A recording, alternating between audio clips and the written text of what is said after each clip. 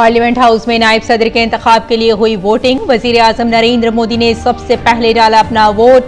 शाम 5 बजे तक डाले गए vote. Jagdeep Dhankhar national democratic alliance के हैं उम्मीदवार, जबकि मार्गरेट अल्वा अपोजिशन के उम्मीदवार हैं। वोटिंग के बाद वोटों की गिनती आज ही पार्लियामेंट हाउस में होगी।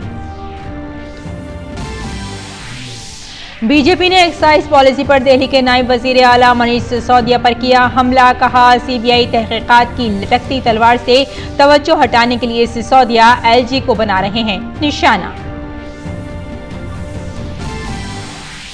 हर घर तिरंगा अभियान के तहत आज नई दिल्ली में तिरंगा हाइक रैली का इनेकाद। मरकजी वजीर जी किशन रेड्डी ने रैली का किया इफ्तिताह। रैली में 750 मोटरसाइकिल सवारों ने की शिरकत।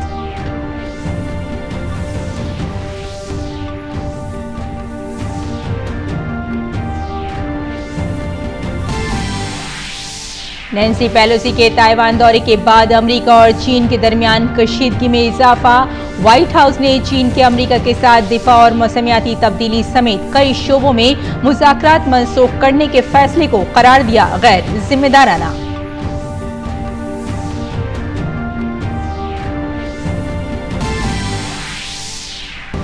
बर्मिंघम कॉमनवेल्थ गेम्स में मुक्केबाज अमित पंघाल ने सेमीफाइनल में जाम्बिया के बॉक्सर को शिकस्त देकर फाइनल में बनाई जगह। रेसलिंग में आज रवि दहिया और विनेश फोगाट पर होगी सबकी नजरें।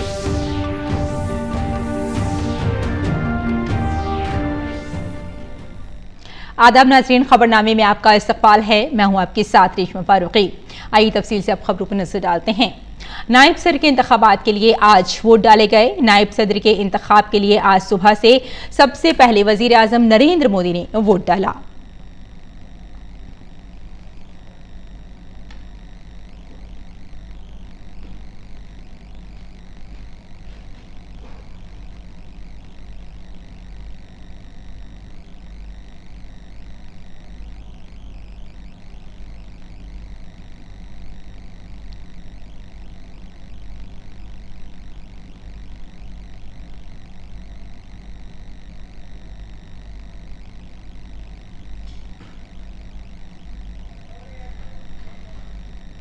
मरकजी वजीर दाखिला अमित शाह ने पार्लियामान में नायब सदर के इंतखाब के लिए वोट डाला। सड़क ट्रांसपोर्ट और हाईवेज के वजीर नितिन गडकरी ने पार्लियामेंट में नायब सदर के इंतखाब के लिए अपना वोट डाला। जल शक्ति के मरकजी वजीर गजेंद्र सिंह शेखावत ने भी नायब सदर के इंतखाब के लिए अपना वोट डाला। वज़ीर दिफा राजनाथ सिंह, वज़ीर तिजारत पीयूष गोयल और बीजेपी के कौमी सदर जेपी नड्डा ने भी वोट डाला।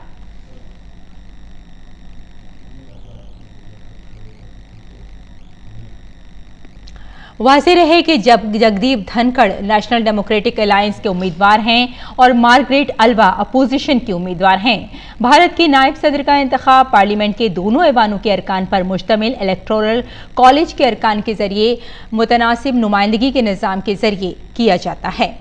पार्लियामेंट में कुल अरकान की तादाद 788 है, जिनमें से 543 लोकसभा और 233 राज्यसभा से हैं। 12 अरकान नामजद हैं। वोटों की गिनती आज ही पार्लियामेंट हाउस में ही की जानी है। नायब सदर एम वेंकैया नायडू की मियाद इस माह की 10 तारीख को खत्म हो रही है। और बीजेपी ने निजी कंपनियों को शराब के ठेकों की तकसीम पर दिल्ली के नायब वजीर आला मनीष सिसोदिया को हदफ तनकीद बनाया है। बीजेपी के कौमी तर्जुमान समित पात्रा ने कहा कि अगर कोई घोटाला हुआ है तो मनीष सिसोदिया ने इतने दिनों तक खामोशी क्यों बरकरार रखी और इससे पहले सीबीआई तहकीकात का मुतालबा क्यों नहीं किया। सिसोदिया जी का कहना है कि एलजी साहब ने बहुत बड़ा घोटाला कर दिया, सीबीआई की जांच होनी चाहिए। ये तो साधारण विषय नहीं है। किसी के कहने पर एलजी साहब ने ये एमसीडी और डीडीए का एनओसी चाहिए, नॉन कन्फर्मिंग एरिया में ये क्लॉज उन्होंने ऐड किया। सिसोदिया जी, प्रश्न उठता है, अगर इतना बड़ा घोटाला था कि आज सीबीआई की जांच की इसमें दरकार पड़ रही है, आवश्यकता है। नवंबर के महीने में 2021 नवंबर के महीने में ये पूरी कार्यवाही एलजी ने की थी और आज अगस्त का महीना है 2022। इतने महीनों तक आपको कुछ सूझा नहीं? संबित पात्रा ने कहा कि दिल्ली की अरविंद केजरीवाल हुकूमत ने मुल्क की तारीख में पहली बार निजी शराब कंपनियों के करोड़ों रुपए मुआफ किए हैं। उन्होंने कहा कि दिल्ली हुकूमत ने इन कंपनियों को दिल्ली में रिहायशी इलाकों, मजहबी मकामात और स्कूलों के करीब शराब के ठेके खोलने की इजाजत दी थी। ये भारत के इतिहास में पहली बार हुआ है कि शराब कंपनियों के पैसे को माफ किया जाए। पहली बार इस प्रकार से हुआ है। एक तो आप रेसिडेंशियल एरिया में, स्कूल के बगल में, धार्मिक क्षेत्रों के बगल में, मंदिर के बगल में, गुरुद्वारे के बगल में, मस्जिद के बगल में नियम को ताक में रखकर, कानून को ताक में रखकर के आपने शराब के दुकान खोले। एलजी के ऑब्जेक्शन के बावजूद आपने पूरे दिल्ली के नॉन कन्फॉर्मिंग एरिया में शराब के ठेके खोल दिए। और तो और कोरोना के कार्यकाल में 144 करोड़ रुपया आपने बिना परमिशन के इन शराब की कंपनियों के ठेकों के माफ किए। वज़ीर-ए-आज़म नरेंद्र मोदी इतवार को नीति आयोग की 7वीं गवर्निंग काउंसिल की मीटिंग की सदारत करेंगे। नई दिल्ली में राष्ट्रपति भवन के सकाफती मरकज में होने वाली मीटिंग में मरकज, रियासतों और मरकज के ज़ेर इंतजाम इलाकों के दरमियान तालमेल को बढ़ाने की खुसूसी कोशिशों पर तबादला ख्याल किया जाएगा।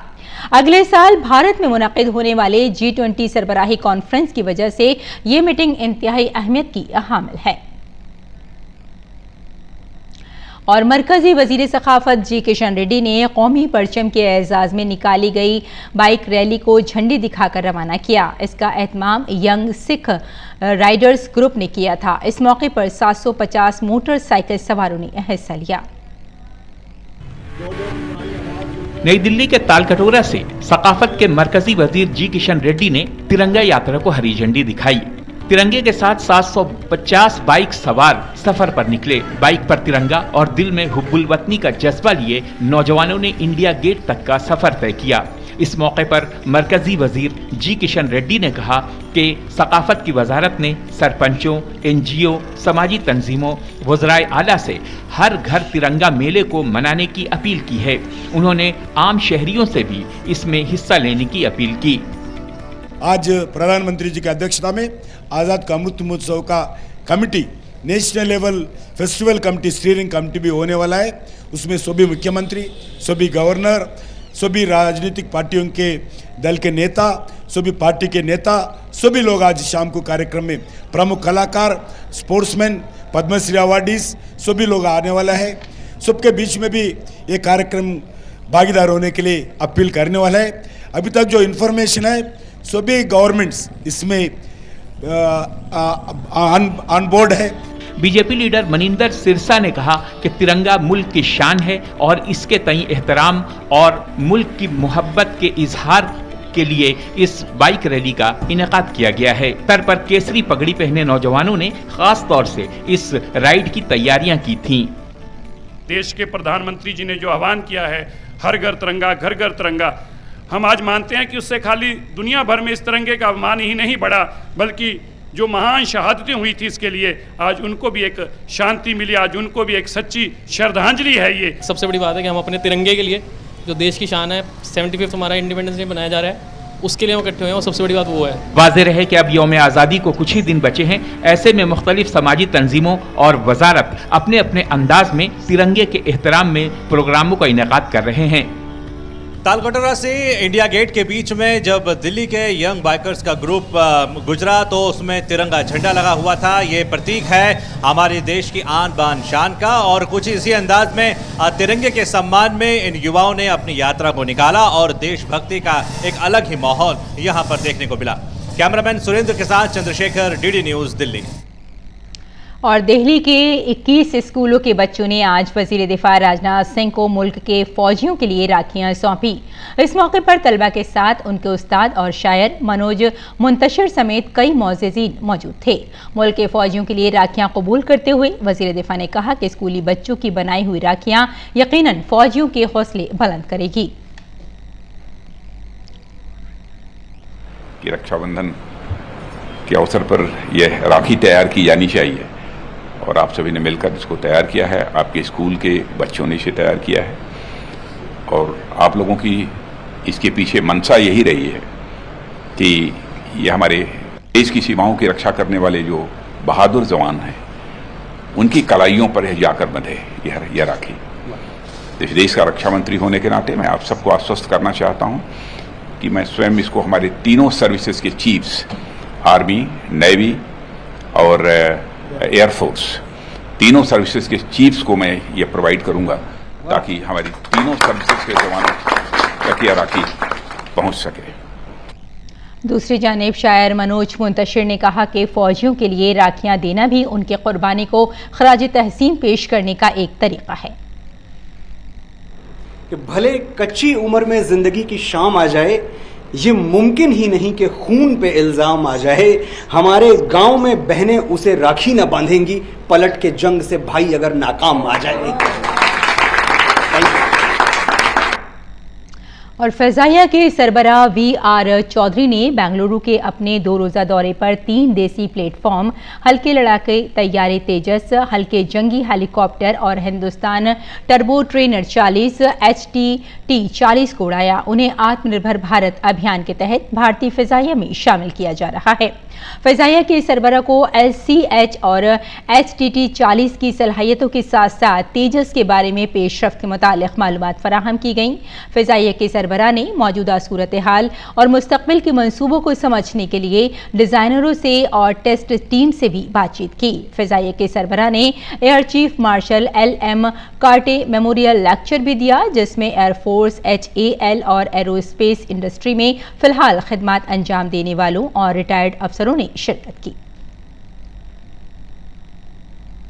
लोकसभा स्पीकर ओम बिरला, राज्यसभा के डिप्टी चेयरमैन हरिवंश, पार्लिमानी उमूर के वजीर प्रहलाद जोशी और दीगर अरकान पार्लियामेंट ने आज लोकसभा के साबिक स्पीकर GS ढिल्लों को उनके यौम पैदाइश पर खराज अकीदत पेश किया।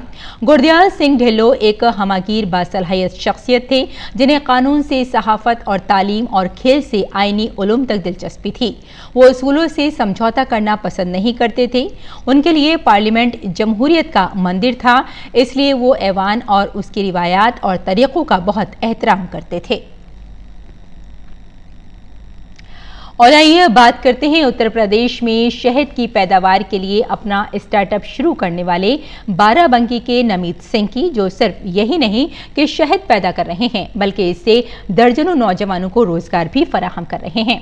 वज़ीर-ए-आज़म नरेंद्र मोदी ने अपने मन की बात प्रोग्राम में भी नमित सिंह का जिक्र किया था। पेश है यह खुसूसी रिपोर्ट। वज़ीर-ए-आज़म नरेंद्र मोदी ने अपने माहाना रेडियो प्रोग्राम मन की बात के जरिए एक बार फिर शीर इनकलाब यानी स्वीट रेवोल्यूशन की बात को दोहराया और इस इनकलाब के जरिए आत्मनिर्भर भारत की बात भी की। इस एडिशन में वज़ीर-ए-आज़म ने उत्तर प्रदेश के बाराबंकी जिले के शहद की मक्खियों को पालने वाले निमित सिंह का भी जिक्र किया। 30 साल के बीटेक पास निमित सिंह की तरफ से शहद की पैदावार के खुद रोजगार की तारीफ करते हुए वज़ीर-ए-आज़म ने कहा कि आज सिर्फ इन नौजवानों की काविशों से ही शहद पैदा करने वाला हमारा बहुत बड़ा मुल्क बन रहा है। इतनी अधिक संभावनाएं हैं कि प्रोफेशनल पढ़ाई करने वाले युवा भी इसे अपना स्वरोजगार बना रहे हैं। ऐसे ही एक युवा है यूपी में गोरखपुर के निमित सिंह। निमित जी ने बीटेक किया है, उनके पिता भी डॉक्टर हैं, लेकिन पढ़ाई के बाद नौकरी की जगह निमित जी ने स्वरोजगार का फैसला लिया। उन्होंने शहद उत्पादन का काम शुरू किया। क्वालिटी चेक के लिए लखनऊ में अपने एक लैब भी बनवाई। निमित जी अब शहद और बी वैक्स से अच्छी कमाई कर रहे हैं और अलग अलग राज्यों में जाकर किसानों को प्रशिक्षित भी कर रहे हैं। ऐसे युवाओं की मेहनत से ही आज देश इतना बड़ा शहद उत्पादक बन रहा है। गोरखपुर के निमित सिंह ने बाराबंकी जिले से एक स्टार्टअप के तौर पर शहद की मक्खियां पालना शुरू की। इनकी खासियत यह है कि वो न सिर्फ शहद की मक्खियां पालते हैं बल्कि इससे पैदा होने वाले शहद पर तहकीक भी करते हैं। वो शहद से मुतालिक वैल्यू एडिशन मसनूआत भी तैयार करते हैं। मन की बात में हमारे द्वारा किए गए कार्य की सराहना की गई है माननीय प्रधानमंत्री जी की तरफ से। इससे हम लोग को बहुत ही उत्साह मिलता है और एक और उत्साह आता है कि और अच्छे से कार्य किया जाए और भी जो मधुमक्खी पालक हैं उनके लिए भी एक प्रेरणादायक रहा है कि कैसे और लोग इसमें जुड़ें और कैसे मधुमक्खियों को बचाएं। माननीय प्रधानमंत्री जी के इस तरफ ध्यान आकर्षण हुआ, इससे एक चीज़ और होगा कि मधुमक्खियाँ हमारे पृथ्वी के लिए इतनी महत्वपूर्ण योगदान दे रही हैं। इस चीज़ को देखते हुए मैं बहुत बहुत धन्यवाद देता हूँ माननीय प्रधानमंत्री जी का कि मधुमक्खी वाला और मधुमक्खी पालन कर रहे सारे किसानों का उन्होंने इस तरफ ध्यान आकर्षित किया। निमित सिंह ने मुख्यमंत्री युवा स्वरोजगार योजना के तहत इंडस्ट्री डिपार्टमेंट बाराबंकी से 10 लाख का कर्ज लिया और बाराबंकी और लखनऊ में मधुमक्खी वाला नामी ब्रांड का प्रोसेसिंग यूनिट कायम किया। साथ ही शहद के कारोबार को बढ़ाने के लिए निमित उत्तर प्रदेश के मुख्तलिफ अजला के अलावा पंजाब, तमिलनाडु, बंगाल, उत्तराखंड और राजस्थान वगैरह में बेरोजगार नौजवानों को तरबियत देकर वो इन्हें अपने ब्रांड के नाम पर शहद फरोख्त करने की तरगीब भी दे रहे हैं। ब्यूरो रिपोर्ट के साथ उर्मिलेश भट्ट की रिपोर्ट, डीडी न्यूज़ उर्दू खबरें। और आलमी खबरों में अमरीकी ऐवानी नुमाइंदगान के स्पीकर नैन्सी पेलोसी के दौरे ताइवान के बाद अमरीका और चीन के दरमियान कशीदगी में इजाफा हुआ है। चीन ने नैन्सी पेलोसी पर पाबंदी लगा दी है। इसके साथ ही चीन ने अमरीका के साथ दिफा और मौसमियाती तब्दीली समेत कई दीगर शोबों में बातचीत भी मनसूख कर दी है। अमरीका ने चीन के इक़दाम पर तनकीद करते हुए इसे गैर जिम्मेदाराना रवैया करार दिया है। व्हाइट हाउस की तर्जुमान कैरिन जैन पियर ने कहा कि चीन के इक़दाम तशवीशनाक हैं।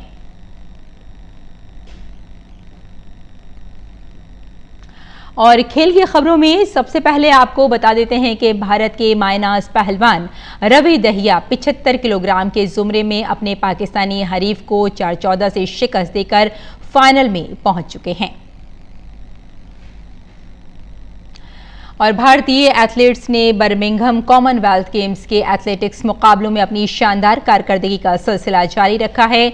भारतीय एथलीट अविनाश सेबले ने 3000 मीटर स्टेपल चेस मुकाबले में चांदी का तमगा जीता।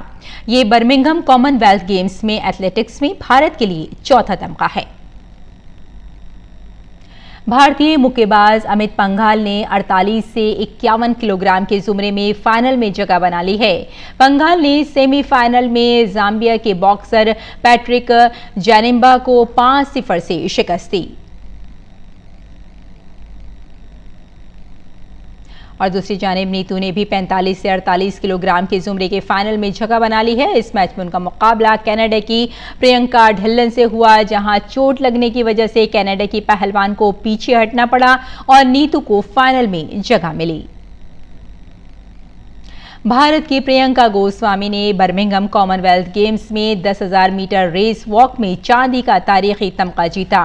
प्रियंका ने 43 मिनट 38.83 सेकंड का वक्त लिया, जो उनकी बेहतरीन कारकर्दगी है। कॉमनवेल्थ गेम्स में 10 किलोमीटर रेस वॉक में भारत का ये पहला तमगा है।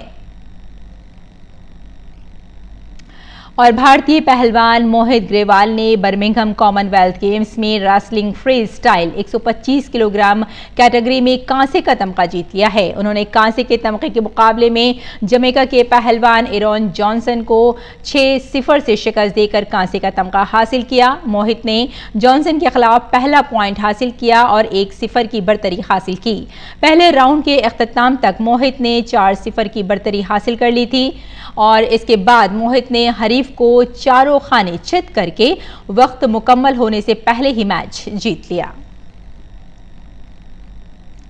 मैं मेरे प्रदर्शन के लिए कहूँगा कि मैंने तैयारी तो गोल्ड की थी, पर मैं ब्रॉन्ज के साथ ही आ रहा हूँ। अगली बार मैं गोल्ड ही लेके आऊँगा और मेरा एक ही टारगेट है 2024 ओलंपिक खेल। देश का नाम, झंडा और एक राष्ट्रगान जब बजता है मैं वो सुनना चाहता हूँ और मेरी कंट्री को और मेरे जो भी फैमिली हैं, कोचेज और सबको जो मेरे से जुड़े हैं, पूरे इंडिया को प्राउड फील करवाना चाहता हूँ। मोटिवेटेड यही था कि भाई बस कि भारत के लिए कुछ ना कुछ तो करना है और मेडल जरूर लेके जाना है। ना से तो खाली से अच्छा है कि ये, क्योंकि अभी मैं जूनियर से सीनियर्स में आया हूँ तो धीरे धीरे कि भाई इंडिया के लिए मेडल मैंने एक टैली में और जोड़ दिया। यही चाहते हैं कि हम इंडिया एक दिन 1 नंबर पे आए, मेडल टैली में सबसे ऊपर आए। और भारत की नौजवान खातून रेसलर दिव्या काकरान ने खवातीन के 68 किलोग्राम फ्री स्टाइल मुकाबले में अपनी हरीफ टोंगा की टाइगर लिली को सिर्फ 30 सेकंड में शिकस्त देकर कांसे का तमगा जीत लिया। 4 साल कबल दिव्या ने गोल्ड कोस्ट कॉमनवेल्थ गेम्स में भी कांसे का तमगा जीता था। रैप चेस के जरिए कांसे के तमगे के मुकाबले में पहुंचने वाली दिव्या ने अपने हरीफ को कोई मौका नहीं दिया और 30 सेकंड के अंदर ही टाइगर लिली की दोनों कंधों को जमीन से लगाकर अपनी जीत को यकीनी बनाया। मैं गोल्ड तो खो चुकी हूँ, गोल्ड और सिल्वर, पर लेकिन ब्राउन्स किसी भी हालत में चाहिए और कैसे भी करके चाहिए, क्योंकि मेडल तो मेडल होता है। खाली आ जाने से अच्छा है कि अब अपने देश के लिए मेडल लेके जाए और हमने अपना बेस्ट दिया है और कलर चेंज करने की पूरी कोशिश करी थी, क्योंकि पिछली बार मेरा ब्राउन्स था, अब की बार भी मेरा ब्राउन्स है। तो देखते आगे पूरी मेहनत करेंगे, पर लेकिन मेरा जो ब्राउन्स मेडल आया है मैं डबल कॉमनवेल्थ गेम्स में मेरे 2 ब्राउन्स हो चुके हैं, तो खुश भी हूँ और आगे परफॉर्मेंस सही हो और भी जो कमी रहेगी वो सुधारूंगी और आगे अपना बेस्ट दूंगी। तो ओलंपिक में रवि दहिया सिल्वर मेडल लेके आए थे और बजरंग पुनिया ब्राउन्स मेडल लेके आए थे और 2016 में साक्षी दी ब्राउन्स मेडल लेके। तो ओलंपिक में रेसलिंग की संख्या बढ़ती जा रही है मेडलों की और आगे आप देखिएगा 2024 में हमारे और भी मेडल रहेंगे। को बहुत अच्छा लग रहा है, मेरी बेटी का ब्राउन्स मेडल आया है, बहुत ज़्यादा खुशी हो रही है। मैं भविष्य के लिए यही कहना चाहूँगी कि मेरी बेटी का एक मेडल रह रहा है, वो भी मेरे को नई झोली में आके मिले। बहुत बड़ी खुशी हुई जब रात के 11:45 बजे जो है पता लगा कुश्ती जीती और खबर आई कि दिव्या ने ब्रॉन्ज मेडल जीता। हमारी खुशी का ठिकाना ना, बहुत अच्छा लगा कि वह जो है हमारी बेटी ने ब्रॉन्ज मेडल जीता है।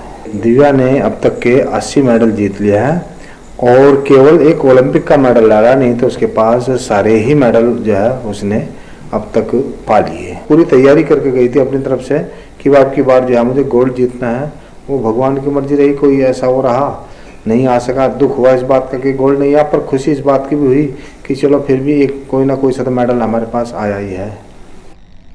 और भारतीय खातून पहलवान अंशु मलिक को 57 किलोग्राम वेट लिफ्टिंग सुमरी में चांदी के तमगे से ही मुतमईन होना पड़ा है। फाइनल में उन्हें नाइजीरिया के ओडुनाइव एडोकोरो के हाथों शिकस्त का सामना करना पड़ा। काबिल जिक्र है कि फाइनल से कबल अंशु ने अपने क्वार्टर फाइनल और सेमीफाइनल दोनों मैचों में शानदार जीत हासिल की थी। दौलत मुश्तरका खेलों में चांदी का तमगा जीतने वाली अंशु मलिक की कामयाबी पर उनके गांव में खुशी का माहौल है। अंशु के घर पर काफ़ी तादाद में लोग मुबारकबाद देने पहुंचे। अंशु के वालिद धर्मवीर सिंह ने कहा कि वो अंशु की इस कामयाबी से बेहद खुश हैं। बेटी 2013 से तैयारी कर रही है। बेटी से सोने की उम्मीद थी, लेकिन कोहने की चोट की वजह से इतना अच्छा वो नहीं कर पाई। तमगा जीतने से हरियाणा में कुश्ती के तय रुझान बढ़ेगा। अब हमारा अगला हदफ 2024 का ओलंपिक है। वहीं अंशु मलिक की मां भी बेटी के मुजाहरे से बेहद खुश नजर आ रही हैं। उन्होंने कहा कि मुस्तकबिल में अंशु मजीद बेहतर मुजाहरा करके मुल्क का नाम रोशन करेंगी। सभी को खुशी का माहौल है और गांव में भी ये जितने भी चाचे ताऊ भाई बैठे हैं, इनको भी सभी को खुशी है इस बात की कि सिल्वर मेडल आए, इसीलिए खुशी में बैठे हैं। और सिल्वर कोई छोटा मेडल नहीं है, बहुत बड़ा मेडल है कि अभी तो उसकी उम्र क्या हुई है, 21 साल की उम्र। कल ही उसका बर्थडे था, कल ही बर्थडे के दिन उसने देश को सिल्वर मेडल दिया है। हम बहुत ज़्यादा खुश हैं, लेकिन थोड़ी सी समय की रहेगी कमी। 2-4 सेकंड होती तो आज गोल्ड होता। कुछ चोट में थी बेटी, इसलिए अपना पूरा नहीं दे पाई, लेकिन फिर भी हम बहुत ज़्यादा खुश हैं क्योंकि इतनी कम एज है और उसमें इतनी ज़्यादा उसने उपलब्धि हासिल किया। देखो जी, सबसे ज़्यादा तो उस गुड़िया को ही है जो इतनी वो चोट रहते हुए भी, चाहे वो ठीक है चाहे चोट है, सर्दी गर्मी किसी चीज़ की परवाह ना करते हुए अपने शरीर को इतनी परेशानी दे रही और मेहनत कर रही। तो अंशु के वालिदैन बेहद खुश हैं। भारतीय मर्दों की टीम ने लॉन बॉल 4 के फाइनल में पहुंचकर तमगा यकीनी बना लिया है। सुनील बहादुर, नवरीत सिंह, चंदन कुमार सिंह और दिनेश कुमार के क्वार्टेट ने सेमीफाइनल में इंग्लैंड को 13-12 से शिकस्त देकर एक और तमगा यकीनी बनाया। भारत की खवातीन टीम ने मंगल को फाइनल में जनूबी अफ्रीका को 17-10 से शिकस्त देकर इवेंट का पहला तमगा जीता था। दीपक पूनिया ने बर्मिंघम दौलत मुश्तरका खेलों में भारत को गोल्ड मेडल दिलाया है। उन्होंने फ्री स्टाइल 86 किलोग्राम के जुमरे में पाकिस्तान के मोहम्मद इनाम को शिकस्त दी। पूनिया ने इनाम के खिलाफ शानदार कारकर्दगी का मुजाहिरा किया। उन्होंने पाकिस्तानी पहलवान को एक भी मौका नहीं दिया। दीपक ने ये मैच 3-0 से अपने नाम किया। दौलत मुश्तरका खेलों में दीपक पूनिया का ये पहला तमगा है। और भारत के बेहतरीन पहलवान बजरंग पूनिया ने दौलत मुश्तरका खेलों में मुसलसल दूसरा तलाई तमगा जीता। बर्मिंघम दौलत मुश्तरका खेलों में बजरंग पूनिया ने फ्री स्टाइल 65 किलोग्राम के जुमरे में कनाडा के लचलान को 9-2 से शिकस्त दी। बजरंग पूनिया ने इससे कबल 2018 में दौलत मुश्तरका खेलों में भी तलाई तमगा जीता था। साक्षी मलिक ने दौलत मुश्तरका खेलों में पहली बार गोल्ड मेडल जीतकर तारीख रकम की। साक्षी ने फ्री स्टाइल 62 किलोग्राम जुमरे में कनाडा की एना गॉटियंस को शिकस्त देकर तलाई तमगा जीता। साक्षी पहले हाफ के अख्ताम तक मैच में 4-0 से पीछे थी, लेकिन दूसरे हाफ में उन्होंने शानदार वापसी की। साक्षी ने पहले अपना एना गॉटियंस को 2 बार टेक डाउन करके मैच को 4-4 की बराबरी पर तक पहुंचा दिया। उन्होंने अपनी हरीफ को हरा के दौलत मुश्तरका खेलों में अपना पहला तलाई तमगा अपने नाम किया। साक्षी ने इससे कबल 2014 में दौलत मुश्तरका खेलों में चांदी और 2018 में कांसे का तमगा जीता था। और खेल की खबरों की बात की जाए तो भारत और वेस्टइंडीज के दरमियान 5 मैचों की T20 सीरीज का चौथा मैच आज फ्लोरिडा के लॉडरबेल स्टेडियम में खेला जाएगा। इस वक्त भारतीय टीम 5 मैचों की सीरीज में 2-1 से आगे है। सीरीज का पहला और तीसरा मैच भारत के नाम रहा, जबकि दूसरे मैच में वेस्टइंडीज ने कामयाबी हासिल की। भारतीय टीम आज का मैच जीतकर सीरीज जीतने की कोशिश करेगी। आज के मैच में वेस्टइंडीज के लिए भी करो या मरो की सूरत हाल होगी। वेस्टइंडीज की टीम आज का मैच जीतकर सीरीज बराबर करने की कोशिश करेगी। तो नाज़रीन, खबरनामे में फिलहाल इतना ही। इजाजत दें। आदाब।